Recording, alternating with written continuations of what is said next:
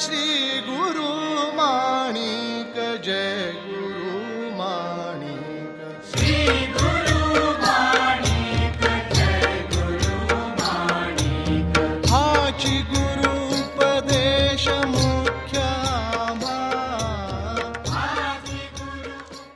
वंदे श्री प्रभु सद्गुरुं गुणनिधिं सद्भक्तकल्पद्रुमं मंदानां शरणं शरण्यममलं नाथं त्वनाथाश्रयम् यत्सत्तावशजेन स्थावरभवो देहस्सुचेष्टान्वितः सोऽयं वो विदधातु वाञ्छितफलं माणिक्यकल्पद्रुमः।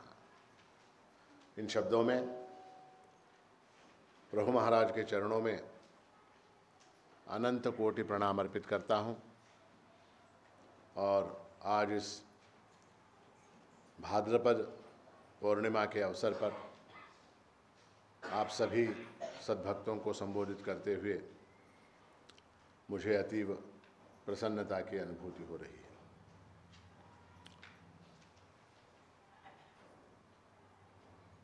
हमारी आध्यात्मिक साधना में 4 स्टेजेस, 4 टप्पे हैं। जैसे जो हमारी लौकिक शिक्षा है उसमें भी स्टेजेस हैं, टप्पे हैं। पहले प्राइमरी एजुकेशन है, उसके बाद हायर सेकेंडरी है, उसके बाद पीयू है, प्री यूनिवर्सिटी है, उसके बाद यूनिवर्सिटी एजुकेशन है। तो हर शिक्षा पद्धति में स्टेजेस होते हैं और अध्यात्म में भी 4 स्टेजेस हैं और इन 4 स्टेजेस का वर्णन भगवान ने गीता में किया है। भगवान कहते हैं कि मेरे 4 प्रकार के भक्त हैं। चतुर्विधा भजन्ते मां जना सुकृतिनोऽर्जुन आर्तो जिज्ञासुरर्थार्थी ज्ञानी च भरतर्षभ। 4 प्रकार के भक्त हैं और ये भक्ति की 4 सीढ़ियां हैं। भगवान कहते हैं कि चतुर्विधा भजन्ते माम जनाः सुकृतिनः अर्जुन।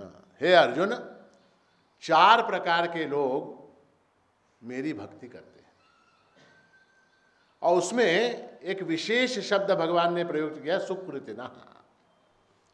सुकृतिनः यानी क्या? आपको मालूम है सुकृतिनः यानी क्या? पुण्य करने वाले। तो परमात्मा की भक्ति कौन करते हैं? तो पुण्य करने वाले लोग करते हैं, बस, बाकी लोग नहीं करते। परमात्मा की भक्ति के लिए सबसे पहली जो शर्त है वो क्या है कि सुकृतिनः, सुकृति होना चाहिए। मार्तंड माणिक प्रभु महाराज ने भी कहा है किति सुकृत दैव हे फलले, है ना, किति सुकृत दैव हे फलले अजीम्या परमामृत प्याले पुण्या सुकृत दैव हे फलले। तो इसलिए भक्ति में भक्ति कौन कर सकता है? सब लोग करते हैं क्या भक्ति? नहीं करते। जो पुण्यवान है वही भक्ति के अधिकारी है। तो इसलिए सुकृतिनः। और वो सुकृति कितने प्रकार के हैं? तो 4 प्रकार के हैं। आर्तो, अर्थार्थी, जिज्ञासु और ज्ञानी। आर्त, अर्थार्थी, जिज्ञासु और ज्ञानी। तो सबसे पहली जो कैटेगरी है, सबसे पहला जो टप्पा है, सबसे पहला जो स्टेज है, आर्तः। आर्त यानी कौन? आर्त यानी ऐसा व्यक्ति जो संकट में फंसा हुआ है। हम परमात्मा को कब याद करते हैं? जब संकट में फंस जाते हैं तब परमात्मा याद आता। बाकी वक्त याद आता है क्या? आइसक्रीम खाते वक्त परमात्मा याद आता है क्या? सिनेमा देखते वक्त परमात्मा याद आता है क्या? पानी पूरी खाते समय परमात्मा याद आता है क्या? परमात्मा कब याद आता है? जब वो खाने के बाद रोग हो जाता है तब परमात्मा याद आता है। जब वो खाने के बाद रोग उत्पन्न हो जाता है, कोई एक्सीडेंट हो जाता है, कोई संकट आ जाता है, कोई कानूनी पेच निर्मित हो जाता है, कुछ हो जाता है, तब जो है परमात्मा याद आने लगता है, और उस समय ऐसा ये भक्त जो है वो परमात्मा की प्रार्थना करता है। क्यों करता है, किस लिए करता है? इसलिए करता है क्योंकि उसको बाहर से सहायता की आवश्यकता है, उसको बाहर से सहायता की आवश्यकता है। अब एक काम कर रहा है, एक फंस गया, एक आदमी किसी काम में फंस गया, अड़चन आ गई, व्यापार में नुकसान हो गया, इनकम टैक्स की रेड हो गई, पुलिस ने पकड़ लिया, मुकदमा हो गया, कुछ हो गया, तो ऐसी परिस्थिति में रोग हो गया, तो ऐसी परिस्थिति में परमात्मा याद आने लग जाता है। नौकरी छिन गई, बॉस ने निकाल दिया, कुछ हुआ, तो परमात्मा याद आने लग जाता है।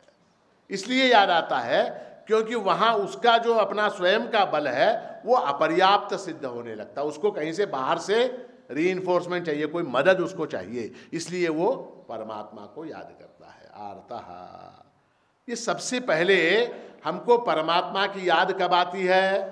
तो संकट जब आता है उस समय परमात्मा की याद आती है, और संकट आने पर जो परमात्मा को याद करते हैं वो भी सुकृति हैं, वो भी पुण्यवान हैं। पुण्य के फलस्वरूप, उनके पूर्व जन्मों के पुण्यों के फलस्वरूप उनको संकट आने पर परमात्मा की याद आती है। अन्यथा कुछ लोग ऐसे हैं जिनको संकट आने पर भी परमात्मा की याद नहीं आती, ऐसे भी लोग हैं। तो संकट आने पर परमात्मा को जो याद करता है, ईश्वर को जो याद करता है, उसको कहते हैं आर्तः। और ये पहली सीढ़ी है धर्म में, अध्यात्म में, परमात्मा के मार्ग में, ईश्वर के पास आने वाले पहले लोग जो है इसी सीढ़ी पर चढ़कर आते हैं, इसी सीढ़ी पर चढ़कर आते हैं। आर्तः, संकट पड़ने पर परमात्मा को स्मरण करते हैं। उदाहरण क्या? उदाहरण है गजेंद्र का उदाहरण है। गजेंद्र मोक्ष की कथा आपको मालूम है। तो हाथी को मगरमच्छ ने पकड़ लिया, पकड़ लेने के बाद हाथी ने क्या किया? उसने चिंघाड़ कर परमात्मा को स्मरण किया। द्रौपदी के ऊपर संकट आया, द्रौपदी ने क्या किया? द्रौपदी ने परमात्मा को स्मरण किया। तो ऐसे अनेक उदाहरण हमारे पुराणों में प्राप्त होते हैं। तो आर्तः, आर्तः यानी संकट पड़ने पर परमात्मा को स्मरण करने वाला जो भक्त है उसको आर्तः कहते हैं। दूसरा कौन सा? तो दूसरा है अर्थार्थी। ये जो अर्थार्थी है इसके ऊपर कोई संकट नहीं है, कोई इमरजेंसी नहीं है उसके ऊपर, मगर उसके पास जो कुछ है, उसके पास जो कुछ है उससे अधिक की उसको अपेक्षा है। उसके पास जो है उससे भी अधिक की उसको अपेक्षा है। इस साल कंपनी का टर्नओवर कितना है? तो उसकी कंपनी का टर्नओवर इस साल 1 करोड़ रुपया है। उसकी अपेक्षा क्या है कि महाराज हे पुढच्या वर्षी 5 कोटी व्हावं, ये अगले साल जो है 5 करोड़ का टर्नओवर मेरा होना चाहिए। उसके पास अब क्या है? एक मोटरसाइकिल है, एक छोटी सी मोटरसाइकिल है उसके पास। उसकी अपेक्षा क्या है कि एक 4 व्हीलर होना चाहिए, एक कम से कम मारा नाही काही नाही तर नाही एक मारुती आल्टो तरी घरासमोर असेल, एक आल्टो घर के सामने होनी चाहिए। जिसके पास आल्टो है वो क्या बोलता है? हाँ, उससे भी बड़ी एक गाड़ी जो है, एक इनोवा जो है वो मेरे घर के सामने हो, है ना? एक ब्रह्मचारी है, यहाँ इतने सारे ब्रह्मचारी बैठे, एक ब्रह्मचारी है, उसकी क्या इच्छा है? हाँ, उसकी विवाह हो जाए, एक पत्नी मिल जाए, एक सहधर्मचारिणी हो, इस तरह की उसकी जो है उससे अधिक की अपेक्षा उसको है। और अपने सुख के लिए वो परमात्मा से और अधिक की और अधिक की और अधिक की जो याचना करता है उसका नाम क्या है? अर्थार्थी। उसका नाम है अर्थार्थी। तो हमने कितने स्टेज देखे अब तक? 2। कौन से? एक आर्तः और दूसरा अर्थार्थी। अब ये जो आर्त और अर्थार्थी हैं इनको परमात्मा से कोई लेना देना नहीं, इनको परमात्मा से कोई लेना देना नहीं है। इनका मकसद क्या है? इनका उद्देश्य क्या है? मैं संकट से छूट जाऊं, मेरी कामना पूर्ण हो, बस मैं संकट से छूटूं और मेरी कामना पूर्ण हो जाए। परमात्मा कैसा है, उसका स्वरूप क्या है, वो कहाँ रहता है, वो कितना बड़ा है, वो कितना छोटा है, उससे हमको कोई लेना देना नहीं। हमारा क्या है काम? हमारा काम बन जाए। इसलिए अपने काम को, अपने संकट से बाहर आने के लिए अथवा अपनी इच्छा को पूर्ण करने के लिए ये जो भक्त हैं, कौन से? अर्थार्थी और आर्त, ये दोनों भी जो है वो कई तरह की उपासनाएं, कई तरह की पूजाएं, कई तरह के अनुष्ठान, कई तरह के धार्मिक आचार व्यवहार करते रहते हैं, करते रहते हैं। किंतु उनकी रुचि, उनका जो मूल उद्देश्य क्या है? अब किसी ने कह दिया क्या कि संकट आया है, इस संकट के निवारण के लिए चंडी का अनुष्ठान करो। किसी ने कहा चंडी का अनुष्ठान करो, तो चंडी का अनुष्ठान किया। चंडी का अनुष्ठान इसलिए नहीं किया कि उनकी चंडी के प्रति भक्ति है, इसलिए किया क्योंकि उनका वो काम बन जाए। ठीक है। किसी दूसरे ने उसी दिन आके कहा चंडी याग कर रहे हैं आप, एक चंडी का अनुष्ठान कर रहे हैं। उसमें एक आदमी आया, उसने कहा की अहो हे चंडी याग तर तुम्ही करताय बरोबर आहे, पण याहीपेक्षा गणपती याग करा म्हणजे लवकर होऊन जाईल का। तो उसी समय वो आगे के गणपति याग की प्लानिंग करने लग जाता है। आगे का गणपति का जो अनुष्ठान है वो करने की प्लॅनिंग करने लग जाता है। फिर तीसरा एक और मिलता, वो कहता हे सगळं काहीच करू नका, ते एक बाबा आहेत तिथं, ते गंडा बांधतात, दोरा बांधतात, तावीज बांधतात, त्यांच्याकडे जा। तो ये झट से वहाँ जाता है। वहाँ से कोई कहता है ऐसे मत करो, तुम वहाँ जाओ, वहाँ चले जाओ। कोई कहता है तिरुपति जाओ, तिरुपति जाओ। कोई कहता है पंढरपुर जाओ, पंढरपुर। कोई कहता है शिरडी जाओ, शिरडी। कोई कहता है माणिकनगर जाओ, माणिकनगर। है जिसने जैसा बताया वैसा ये करने लग जा, क्योंकि उसका मतलब क्या है? उसका मतलब क्या है? किधर से भी, कहीं से भी मेरा काम बन जाए, परमात्मा से कोई लेना देना नहीं है। ठीक है। ये आर्त और अर्थार्थी, ये दो हो गए। अब इसमें से कुछ लोगों को फिर एक जिज्ञासा उत्पन्न हो जाती है। एक जिज्ञासा उत्पन्न हो जाती है कि ये जो सर्वशक्तिमान ऐसा ईश्वर है, जिसने मुझे संकट से छुड़ाया, जिसने मेरी मनोकामनाओं को पूर्ण किया, उसका स्वरूप कैसा है? ऐसी एक जिज्ञासा, जिज्ञासा यानी जानने की इच्छा, अथा तो ब्रह्म जिज्ञासा। यहां से वेदांत शास्त्र प्रारंभ होता है। कहां से? अथा तो ब्रह्म जिज्ञासा, अतः ब्रह्म की जिज्ञासा। तो ये जिज्ञासु जो है उसके बाद फिर उस परमात्मा को खोजने में लग जाता है। थर्ड स्टेज है वो, थर्ड स्टेज है। और तीसरे स्टेज में उसकी जब संकट उसका दूर हो जाता है अथवा मनोकामना एक हाथ दो उसकी पूर्ण हो जाती हैं, तब उसके बाद वो जो मनोकामना को पूर्ण करने वाला ईश्वर है, संकट में से छुड़ाने वाला जो ईश्वर है, उसका स्वरूप कैसा है उसको जाने, ऐसी उसके अंदर एक इच्छा उत्पन्न हो जाती है। और ऐसी इच्छा उत्पन्न हो जाने के बाद वो इधर उधर तलाश करने लग जाता है। कुछ किताबें पढ़ता है, कहीं टीवी पर देखता है, कहीं किसी का लेक्चर सुनता है, कहीं किसी का प्रवचन सुनता है, और उसके बाद उसके ऊपर से वो स्वयं ही एक उसके मन में जिज्ञासा उत्पन्न होकर वो स्वयं ही परमात्मा को खोजने के मार्ग में लग जाता है ना। और उसने कहीं पढ़ा, किसी से जाना कि गुरु के बिना जो है वो परमात्मा का दर्शन नहीं हो सकता। गुरु के बिना परमात्मा का दर्शन नहीं हो सकता। इसलिए वो क्या करता है, फिर गुरुओं को ढूंढने में लग जाता है। गुरु शॉपिंग है ना, गुरु शॉपिंग। और गुरु शॉपिंग के लिए आप प्रत्यक्ष मॉल में जाके ढूंढ सकते हैं गुरु को, है, या ऑनलाइन शॉपिंग भी कर सकते हैं। ऑनलाइन शॉपिंग भी कर सकते हैं गुरु, ऑनलाइन गुरु, और मॉल में भी जाके देख सकते हैं। अब उसके बाद जब वो ढूंढने लग जाता है, फिर वो देखता मॉल कैसे कैसे हैं, है ना, बड़े बड़े मॉल। हाँ, गुरुओं को ढूंढना ये बहुत कठिन काम है। और वो गुरु को ढूंढने के लिए बड़े बड़े मॉल लगे हुए हैं, बड़े बड़े आश्रम है, मॉल से भी बढ़िया आश्रम, आश्रम इतने बढ़िया हैं, देखा आप लोगों ने टीवी के ऊपर, हाँ? मॉल से भी बढ़िया आश्रम, मॉल से भी बढ़िया बढ़िया आश्रम है, और वहाँ बढ़िया बढ़िया गुरु हैं, और उनमें से किसी को आप चुन लो, किसी को भी गुरु को आप चुन लो। और चुनने के बाद वो गुरु क्या करता है, फिर आपको कोई एक मार्ग बता देता है, कोई एक मार्ग, ध्यान करो, जप करो, अनुष्ठान करो, फलाना करो, वो करो, ये करो, ये बता देता है। और फिर वो करने लग जाते हैं, जिज्ञासु जो है वो करने लग जाता है, और थोड़े दिनों बाद वो पाता है कि जिस चीज को मैं खोज रहा हूं वो तो मिल ही नहीं रहा, वो तो मिल ही नहीं रहा।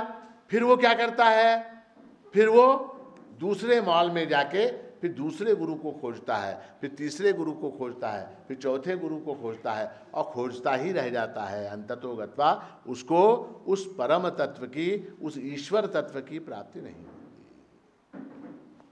ईश्वर तत्व की प्राप्ति नहीं। क्योंकि मूल बात जो है, परमात्मा के साक्षात्कार का जो मूल उपदेश है वो वेदों में निहित है, उपनिषदों में है, गीता में है, और उसका जो सार है उस मार्ग पर जब तक वो गुरु लाएगा नहीं आपको, तब तक कैसे पता चलेगा? हाँ, अभी अभी गणेश उत्सव जो है वो समाप्त हुआ, आज गणेश उत्सव समाप्त हो गया। आपने देखा भारतवर्ष में सब तरफ सारे शहरों में कितने बड़े बड़े गणपति बिठाए गए, देखा? किस लिए बिठाए हमने? परमात्मा का साक्षात्कार करने के लिए, ताकि उस गणेश भगवान की हमारे ऊपर कृपा हो, उसका साक्षात्कार हो। इस उद्देश्य से हमने गणपति की आराधना, अर्चना, उपासना इत्यादि की। और करने में हमने क्या किया, उसका जो मूल स्वरूप है उस मूल स्वरूप को भूल गए। त्वम सच्चिदानंदाद्वितीयोऽसि। गणपति कैसा है? सच्चिदानंद है, अद्वितीय है। सच्चिदानंद और अद्वितीय ऐसा है। त्वम प्रत्यक्षम ब्रह्मासि। वो गणपति कैसा है? प्रत्यक्ष परब्रह्म स्वरूप है। त्वमेव केवलम कर्तासि। करने वाला कौन है? गणपति है।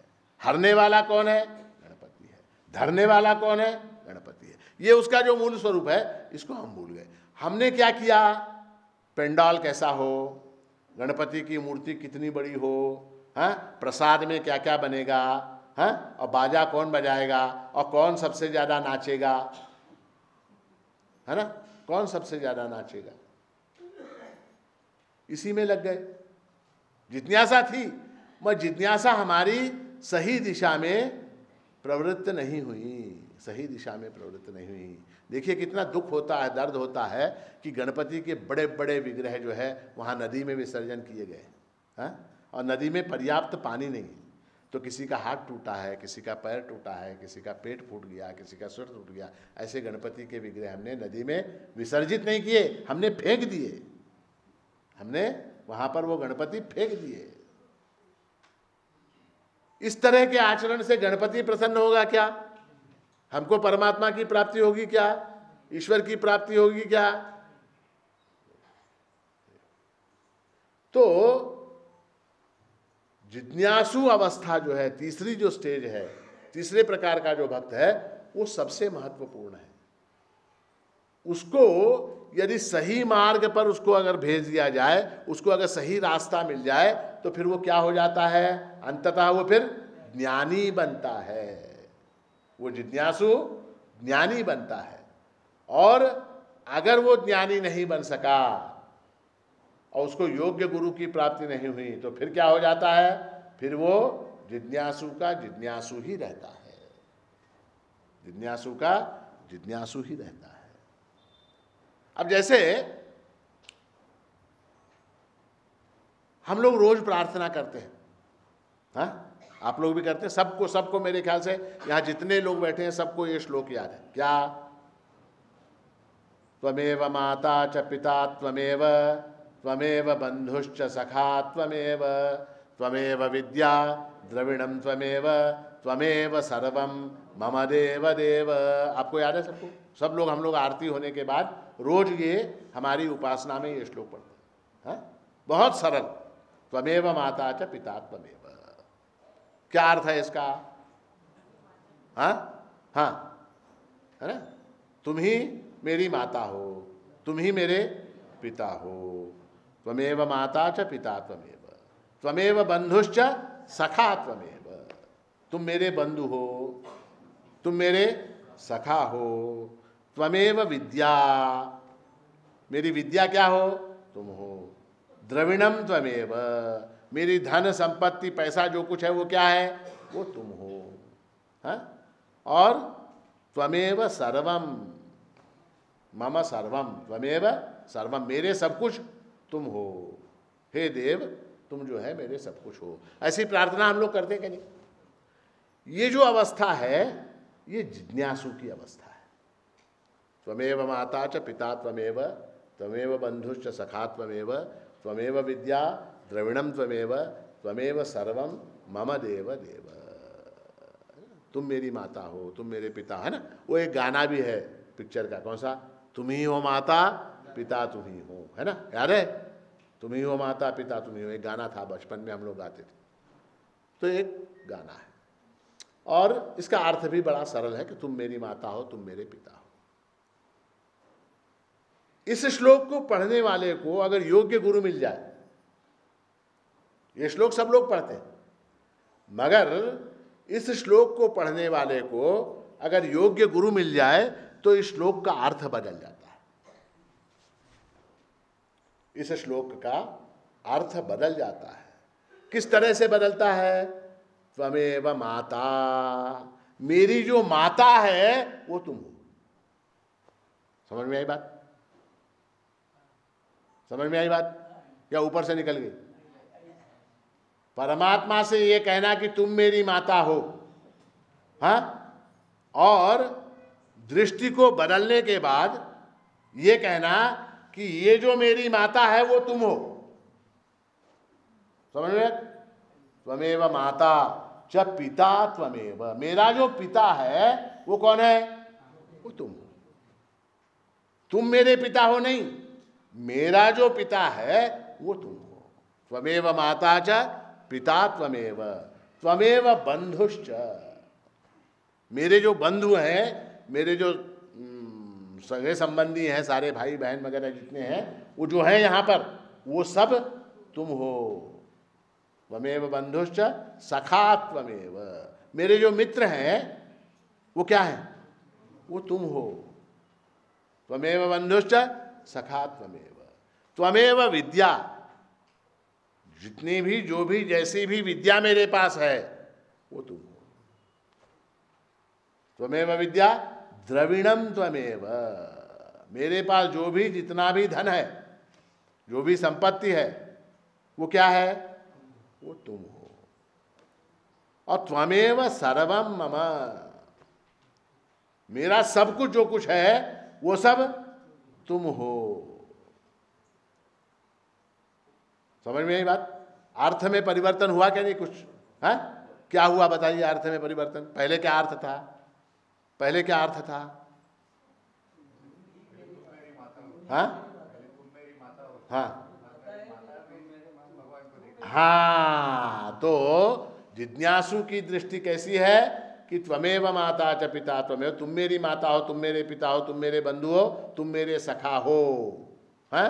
और यहाँ उल्टा ज्ञानी की दृष्टि क्या हो गई? ज्ञानी की दृष्टि क्या हो गई? उल्टी हो गई। ये जो माता है वो तुम हो, ये जो पिता है वो तुम हो, ये सखा बंधु विद्या द्रविण धन संपत्ति इत्यादि जो कुछ है वो सब तुम हो। और जो कुछ है त्वमेव सर्वम मम देव देव।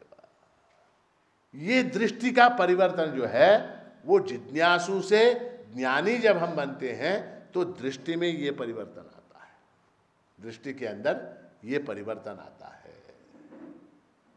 अब रोज उठ के मंदिर में प्रार्थना करते, त्वमेव माता च पिता त्वमेव त्वमेव बंधुश्च सखा त्वमेव, रोज प्रार्थना करते हैं। और घर में बूढ़ी माँ है, खांस रही है, उसकी सेवा करते हैं क्या? करते हैं क्या? सही बताइए। नहीं करते। माता की सेवा करते हैं क्या, पिता की सेवा करते हैं क्या, नहीं करते। अब क्या, कल से पक्षमास शुरू हो रहा है। कल से क्या है, पक्षमास। जब तक वो माँ बाप जिंदा थे, जब तक वो माँ बाप जिंदा थे, तब तक इस पुत्र ने उनकी सेवा नहीं की, तब तक उनकी सेवा नहीं की। अब क्या, मरने के बाद कल पक्षमास प्रारंभ हो रहा है, वो जो भी तिथि होगी उस दिन जो है तर्पयामी तर्पयामी तर्पयामी, खत्म। थोड़ा सा तर्पण कर दिया, एक हाथ दो पिंड रख दिए, खत्म, समाप्त।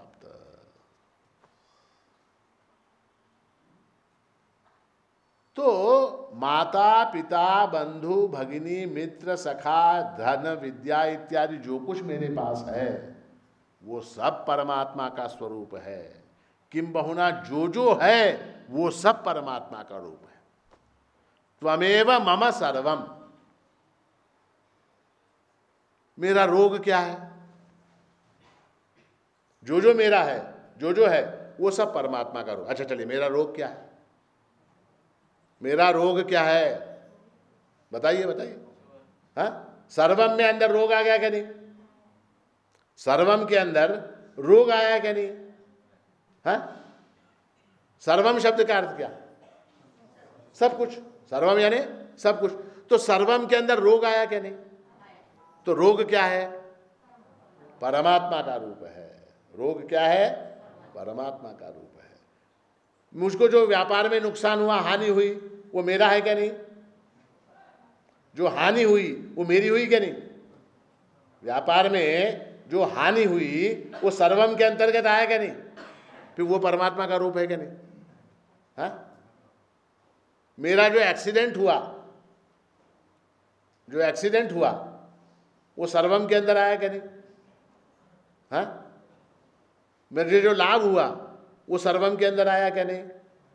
हाँ, जो कुछ है, जो कुछ है वो सब परमात्मा का रूप है। ये माता पिता की बात याद आई, एक कहानी याद आती है कि एक बेटा था, उसके घर में एक बूढ़ी माँ थी। अब इसने विवाह होने के बाद वो माँ जो है अड़चन लगने लगी अब घर में, बूढ़ी, इसको क्या करे, ये बूढ़ी को क्या करे। और ये बहुत व्यस्त, बहुत बड़ा व्यापारी था, हवाई जहाज से रोज दिल्ली जा रहा, कलकत्ता जा रहा, बम्बई जा रहा, लंदन जा रहा है, घूमना घामना, व्यापार करना, वो करना, ये करना, सारा कारोबार। वो बीच में एक माँ, वो बूढ़ी को क्या करे। तो इसने ले जाके उसको एक वृद्धाश्रम के अंदर दाखिल करवा दिया, है ना। वृद्धाश्रम होते हैं ना, वृद्धाश्रम, ओल्ड एज होम। हमारे यहाँ पुराने ज़माने में ओल्ड एज होम वगैरह ये परंपरा भारतीय नहीं है, ये भारतीय संस्कृति नहीं, ओल्ड एज होम ये बाहर से आई हुई परंपरा है। तो आजकल बहुत से ओल्ड एज होम, बढ़िया बढ़िया ओल्ड एज होम है। तो उसने एक ओल्ड एज होम के अंदर अपनी माँ को ले जाके दाखिल कर दिया। उस ओल्ड एज होम के नाम से 10-20 लाख रुपए का चेक डोनेशन का लिख दिया। उसने कह दिया कि संभालो मेरी माँ को, बुढ़ी को संभालो और तुम्हारे पास रखो, रख दिया। अब वो बूढ़ी जो है वो इसके अंदर क्या, वृद्धाश्रम में, बेटा जो है अपने घर में। हाँ, उसके बच्चे बीवी वगैरह वो कभी क्या यूरोप जा रहे हैं, कभी अमेरिका जा रहे हैं, इस बार क्या सिंगापुर जा रहे हैं, घूमने जा रहे हैं, घामने जा रहे हैं, होटल में जा रहे हैं, खाने जा रहे हैं, पीने जा रहे हैं, ऐश मजा कर रहे हैं। तो ये कई साल गुजर गए, माँ वृद्धाश्रम में, बेटा अपने घर में। तो कई साल बाद जो है एक फ़ोन आया वृद्धाश्रम से। किसको, बेटे को फ़ोन आया। बेटे को फ़ोन आया और वृद्धाश्रम के मैनेजर ने कहा कि तुम्हारी माँ जो है वो सख्त बीमार है और अंतिम क्षण उसके चल रहे हैं और किसी भी समय मर सकती है, किसी भी समय तुम्हारी माँ जो है वो मर सकती है। इसलिए अगर तुमको फुर्सत हो, अगर तुमको फुर्सत मिले तो आकर एक बार अपनी माँ से मिल के जाओ। कहीं से उसको सद्बुद्धि आई बेचारे बेटे को, वो अपनी माँ से मिलने के लिए वहाँ आया। कहाँ, वृद्धाश्रम में। कई साल गुजर चुके थे, 20 साल हो गए थे। जाके वो अपनी माँ से मिला, माँ को बड़ी प्रसन्नता हुई बेटे को देखकर। तो बेटे को पास बिठाया, माँ ने अपने पास बिठाया, कुशल क्षेम पूछा, बच्चों के बारे में पूछा, बीवी के बारे में पूछा, सब कुछ पूछा। और पूछने के बाद बेटे ने कहा अम्मा तुम्हारी कोई आखिरी इच्छा हो तो बता दो। क्यों तो मरने वाले की आखिरी इच्छा जो है वो पूर्ण की जाती है। फांसी भी देते हैं तो आखिरी इच्छा पूछते हैं, बता तेरी आखिरी इच्छा क्या है। तो बेटे ने अपनी माँ से पूछा कि अम्मा तुम्हारी आखिरी इच्छा क्या है बताओ। तो माँ ने कहा बेटा अब क्या इच्छा वगैरह तो अब कुछ नहीं है, सिर्फ एक छोटी सी इच्छा है। बोले क्या? तो अम्मा ने कहा कि बेटे ऐसा करो कि इस वृद्धाश्रम में जितने कमरे हैं उन सब कमरों में एक एक पंखा लगवा दो। वृद्धाश्रम में जितने कमरे हैं उन सब कमरों में एक एक पंखा लगवा दो। तो बेटा करोड़पति था, उसने कहा अम्मा क्या मांग कर भी क्या मांगा। हाँ, एक पंखा कितना? 1500 रुपये का पंखा आता। कितने कमरे? 10-15 कमरे, 10-15 हज़ार रुपये की चीज़, क्या बड़ी बात है, मांग के इतनी छोटी चीज़ मांगी तूने। तो माँ ने जो है कहा खांस के बेचारे बेटे से कहा कि बेटे ऐसा है मैं अपने लिए नहीं मांग रही, ये पंखे वंखे जो है मुझे क्या करना, मैं अब तो कुछ ही क्षण में मरने वाली हूँ, मुझे पंखा लेके क्या करना है। मगर मुझे ये मालूम है कि तुझे पंखे के बगैर नींद नहीं आती। जब तेरे बच्चे लाकर तुझे यहाँ छोड़ेंगे तो तुझको कष्ट होगा, इसलिए पंखे लगा। मुझे मालूम है तू पंखे के बगैर नहीं सो सकता, तो इसलिए तेरे बच्चे जब तुझे यहाँ ला के छोड़ेंगे तब तुझे कष्ट ना हो, इसलिए पता नहीं कौन से कमरे में तुझे रखें, तो हर कमरे में एक एक पंखा लगा दे। तो ऐसी परिस्थिति है हमारे देश में। अमेरिका चले गए, यूरोप चले गए, सिंगापुर चले गए, माँ बाप यहाँ हैं, और वहाँ जाके रोज़ गणपति की आरती करके त्वमेव माता च पिता त्वमेव त्वमेव बंधु च सखा त्वमेव आरती करके फ़ोटो खींच के वो वीडियो अपनी माँ को भेज देते हैं। ये परिस्थिति है। तो जिज्ञासु जो भक्त होता है उसकी जिज्ञासा में उसको अगर एक योग्य गुरु मिल जाए तो उसकी दृष्टि के अंदर परिवर्तन हो जाता है। वो परमात्मा को सब तरफ देखने लग जाता है, सर्वत्र। ईशावास्यमिदं सर्वं यत्किंच जगत्याञ्जगत् तेन त्यक्तेन भुञ्जीथाः मा वृधः कस्य स्विद्धनम्। ईशावास्योपनिषद की श्रुति है कि जगत्याम, इस जगत में जो कुछ भी है, यत्किंच, यत्किंच जो कुछ भी है वो सब ईशावास्यम परमात्मा से व्याप्त है, परमात्मा से व्याप्त है, भरा हुआ है परमात्मा उसके अंदर। इसलिए तेन त्यक्तेन भुञ्जीथा। देखिए अब एक चीज बताइए, बड़ी मजेदार चीज है। हर वस्तु यदि परमात्मा स्वरूप है, प्रत्येक वस्तु जगत की वो परमात्मा स्वरूप यदि है, तो किसी वस्तु पर आप अपना स्वामित्व बता सकते हो कि आप परमात्मा के स्वामी हो सकते हो क्या? हा? आप परमात्मा के भी स्वामी हो सकते हो क्या? हा? इसलिए श्रुति कहती है तेन त्यक्तेन भुञ्जीथा, त्याग पूर्वक उसका उपयोग करो। त्याग पूर्वक यानी क्या? ममता और अहंता से रहित होकर जगत की वस्तुओं का उपयोग करो। मा गृधः, उसमें आसक्त मत हो। क्यों? कस्यस्विद धनम, ये किसका है? ये सारी वस्तुएं किसकी हैं? हा? परमात्मा की है, और वस्तु भी परमात्मा स्वरूप है। मया ततमिदं सर्वम जगदव्यक्त मूर्तिना, मैं समस्त चराचर में भरा हुआ हूं। मैं समस्त चराचर के अंदर भरा हुआ हूं। किस तरह से? जैसे बर्फ में पानी भरा होता है उस तरह से। बहूनां जन्मनां अन्ते ज्ञानवान मां प्रपद्यते वासुदेव सर्वमिति स महात्मा सुदुर्लभः। बहूनां जन्मनां अन्ते, अनेक अनेक अनेक अनेक जन्मों के अंतिम जन्म में जाकर ज्ञानवान माम प्रपद्यते, ज्ञानी जो है वो मेरी शरण में आता है। परमात्मा की शरण में कौन जाता है? ज्ञानी जाता है। और ज्ञानी कब बनता है? वो बहुनाम जन्मनाम अंते, अनेक अनेक अनेक अनेक जन्मों का जो साइकिल है, अनेक अनेक जन्मों का जो चक्र है, उसमें से जो उसका अंतिम जन्म होगा, उस जन्म में वो परमात्मा की शरण में जाता है। और वहां जाके उसको किस चीज की प्राप्ति होती है? वहां जाके उसको क्या ज्ञान होता है? वासुदेव सर्वमिति। जो कुछ है वो सब वासुदेव स्वरूप है, वो सब परमात्मा का रूप है, ऐसा उसको ज्ञान होता है। और हमारे यहाँ पूजा में भी जो विधान है, उसमें भी इस परमात्मा स्वरूप की व्यापकता का ही वर्णन।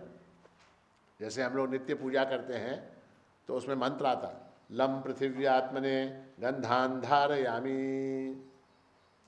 वो जो मूर्ति है छोटी सी, विष्णु की या कृष्ण की या राम की या शिव की, जो भी है, उस मूर्ति को गंध अर्पित करते समय हम क्या कहते हैं? लम पृथिवी आत्मने गंधान धारयामी।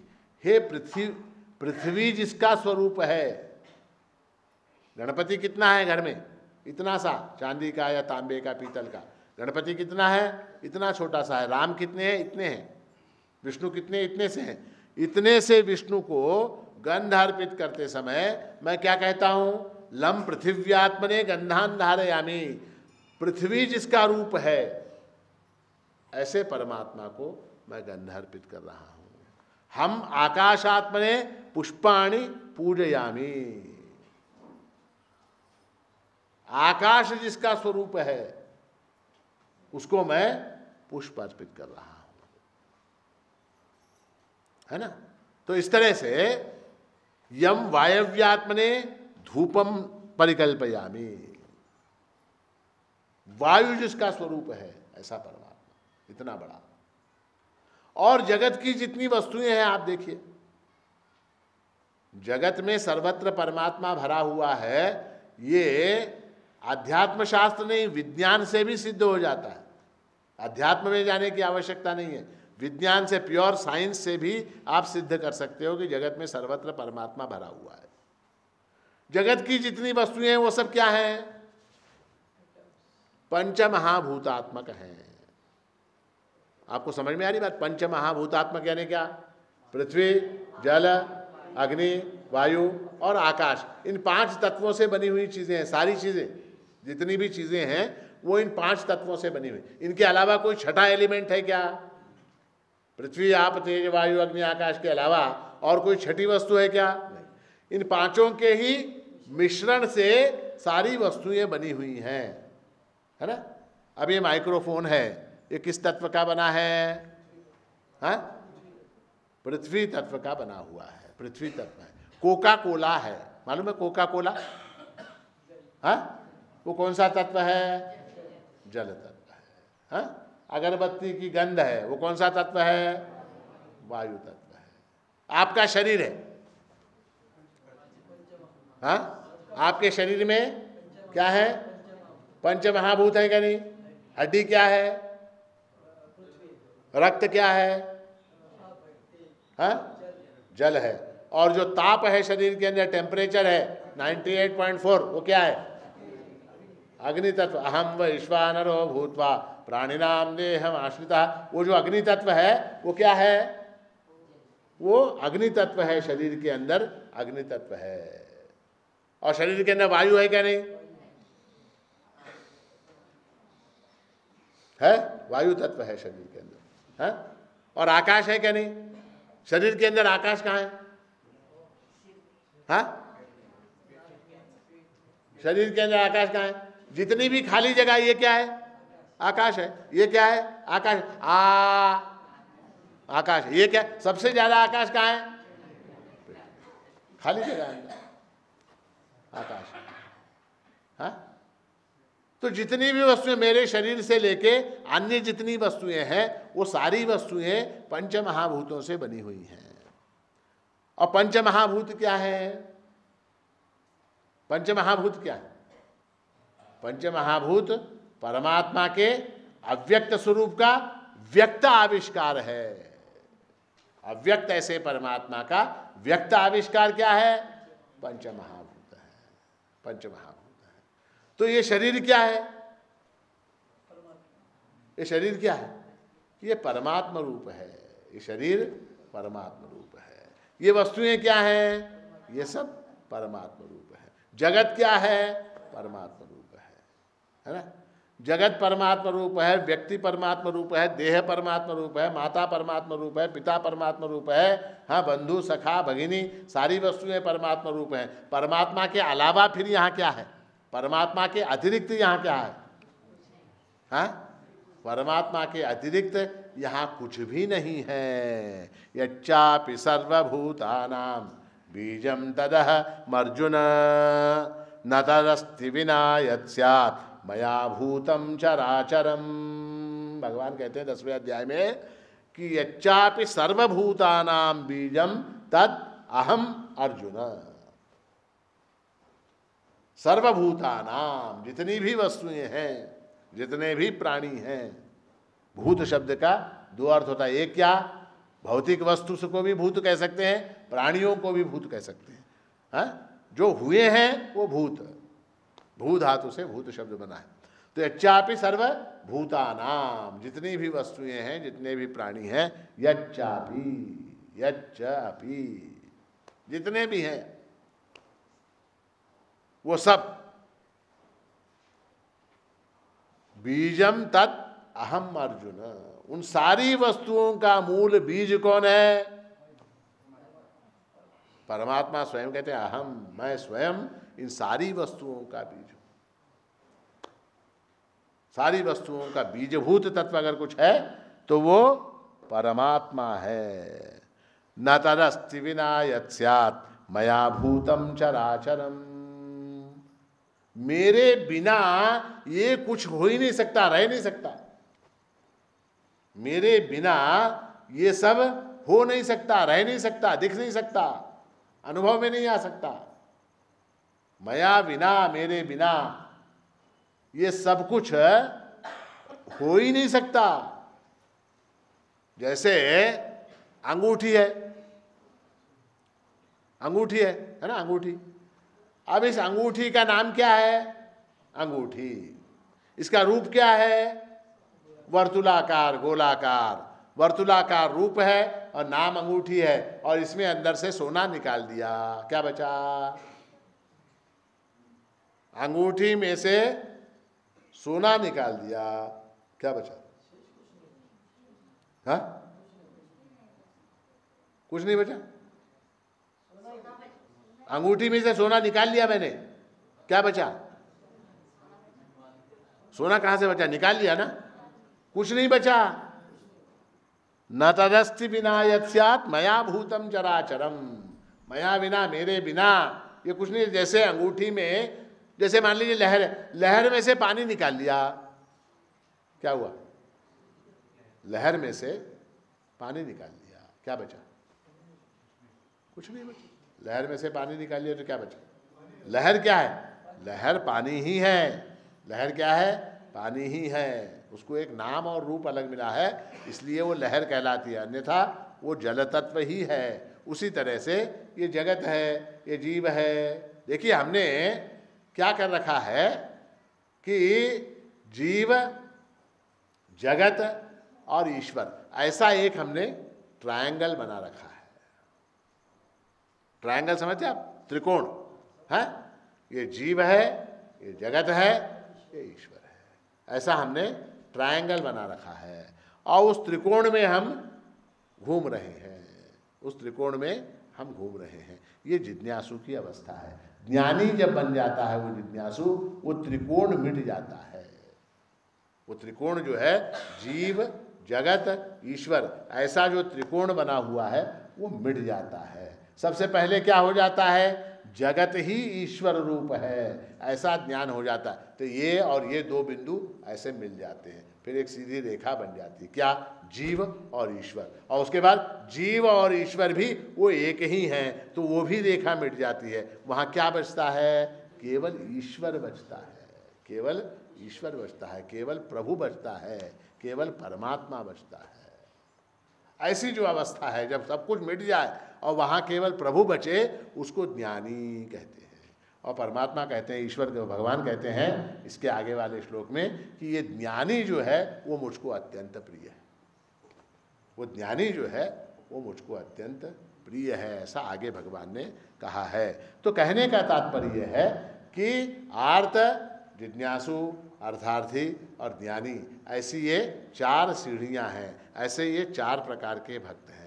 उनमें से पहले वाले जो 2 हैं, आर्त और अर्थार्थी, इनको केवल अपने काम से मतलब है, इनको ईश्वर से मतलब नहीं है। मगर जब इनका काम बनने लग जाता है तब इनके अंदर एक जिज्ञासा उत्पन्न हो जाती है। उस जिज्ञासा के तहत वो उस ईश्वर को खोजने का प्रयास करते हैं। उसको खोजने का जब प्रयास करते हैं तो बड़े भाग्य से उनको जो है अगर योग्य गुरु मिला तो वो ज्ञान के मार्ग में जाते हैं, अन्यथा गुरु शॉपिंग उनकी चलती रहती है। इस मॉल से उस मॉल में, उस मॉल से उस मॉल में वो घूमते रहते हैं। और कहीं अगर कहीं सौभाग्य से एक आध गुरु मिल जाए तो उस गुरु की प्राप्ति होने के बाद उनकी दृष्टि के अंदर परिवर्तन हो जाता है। और दृष्टि के अंदर परिवर्तन होने के बाद त्वमेव माता च पिता त्वमेव बंधुश्च सखा त्वमेव विद्या द्रविणम त्वमेव सर्वम मम देव देवा। इस श्लोक का अर्थ बदल जाता है।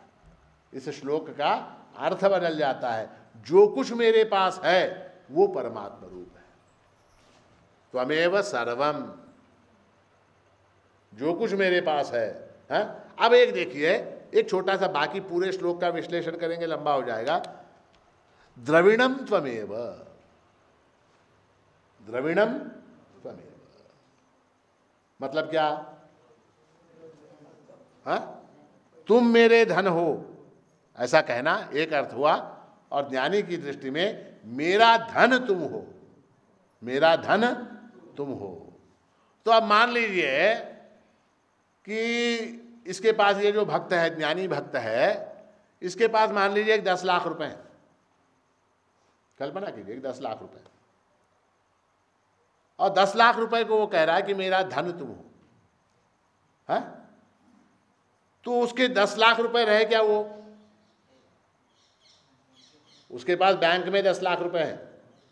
वो कह रहा है ये जो 10 लाख रुपए हैं वो तुम हो, ऐसा उसका दृढ़ मानना है। तो 10 लाख रुपए की वैल्यू कितनी हो गई? अनंत हो गया ना, वो अनंत हो गया वो।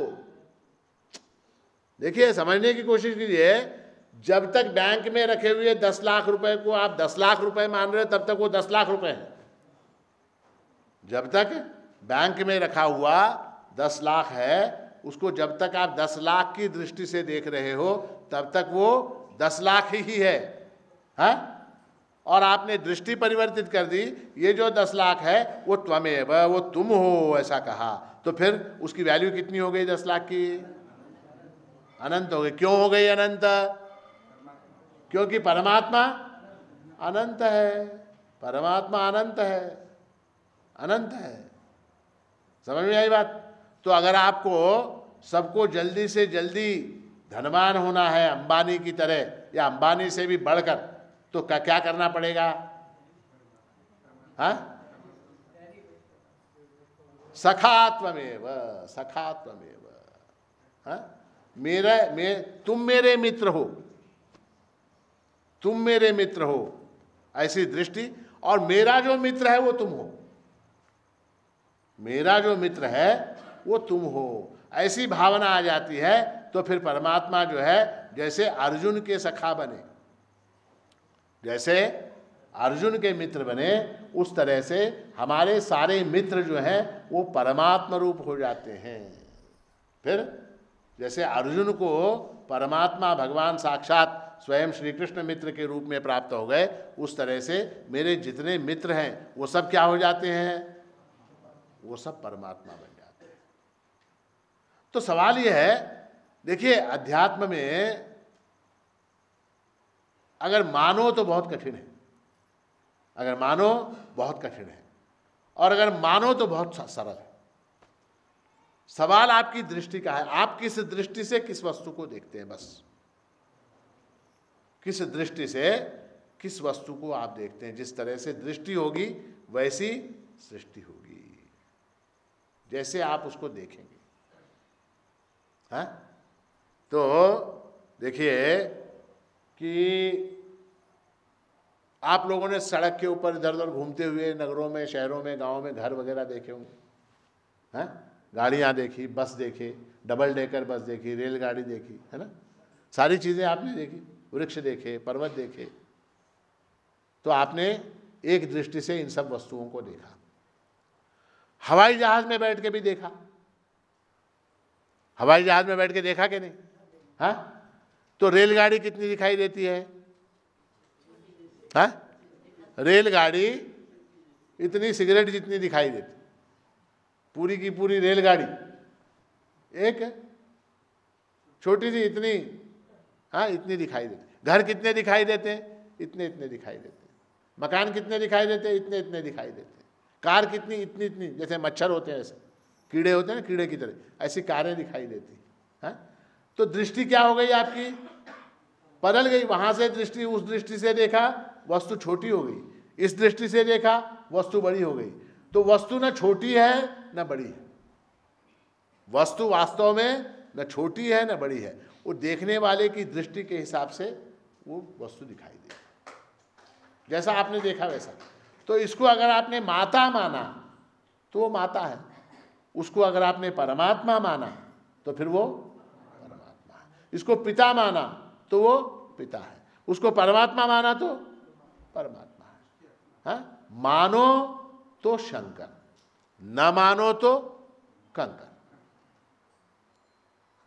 ये आपके मानने का और जानने का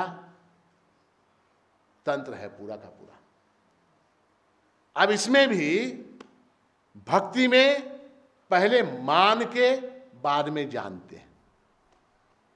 भक्ति में पहले मान के बाद में जानते हैं। ज्ञान में पहले जान के बाद में मानते हैं। अभी आपके ऊपर है चॉइस, आप मानो और जानो या जानो और मानो, आपके ऊपर है। किसी भी मार्ग को आप अपनाओ, या तो पहले मानो उसके बाद जानो, अथवा पहले जानो उसके बाद मानो। मगर जानना और मानना ये दोनों भी बड़े महत्व के हैं। और किस रूप में जानना है कि यच्चापि सर्वभूतानां बीजम तदहम अर्जुन। जितने हैं, जितनी वस्तुएं हैं, जितने भूत हैं, वो सब परमात्मा रूप हैं। हमारे यहाँ भी महाराष्ट्र ने कहा सर्वरूपे हा श्री प्रभु जान, सर्वरूपे हा श्री प्रभु जान मणे ज्ञान मार्तंड। तो इसलिए आज की इस पूर्णिमा के दिन आप सब पर प्रभु महाराज की कृपा, प्रभु महाराज का आशीर्वाद सदा सर्वदा बना रहे, ऐसी मंगल कामना करते हुए आज के इस प्रवचन को यहाँ समाप्त करते हैं।